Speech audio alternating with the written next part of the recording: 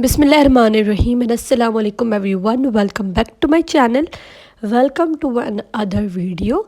आज की वीडियो में जो है वो बहुत ही प्यारा सा 3 ईयर बेबी गर्ल का अप्लिक का ड्रेस है। इस पर जो है ना वो इंतहाई प्यारी सी हमने अप्लिक दी है। शर्ट के फ्रंट पे भी अप्लिक किया है, बैक पे भी अप्लिक किया है और उसके ऊपर हमने सीक्वेंस लगाए हैं। तो बहुत ही क्यूट सी जो है ना इसकी डिज़ाइनिंग हमने की है।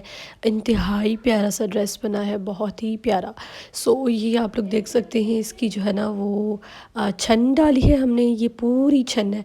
और ऊपर जो गोल्डन आपको नज़र आ रही है ये सारी सीक्वेंस है। और उनके नीचे जो है रेड कलर के वो अप्लिक के छोटे छोटे डॉट्स बनाए गए हैं, उसके ऊपर जो है वो सीक्वेंस लगाए गए हैं। ये देखिए जी, ये इसके ऊपर का काम है। इसके बैक पे भी छोटा सा बंच दिया गया है एंड बैक दामन पर भी काम है। सो बहुत ही यूनिक सी जो है ना वो शर्ट बनाई गई थी। एप्लिक का जिन जो करती है बच्ची, उन्होंने जो है ना वो इंतहाई प्यारा सा ड्रेस बनाया था, हमें भी बहुत ही अच्छा लगा था।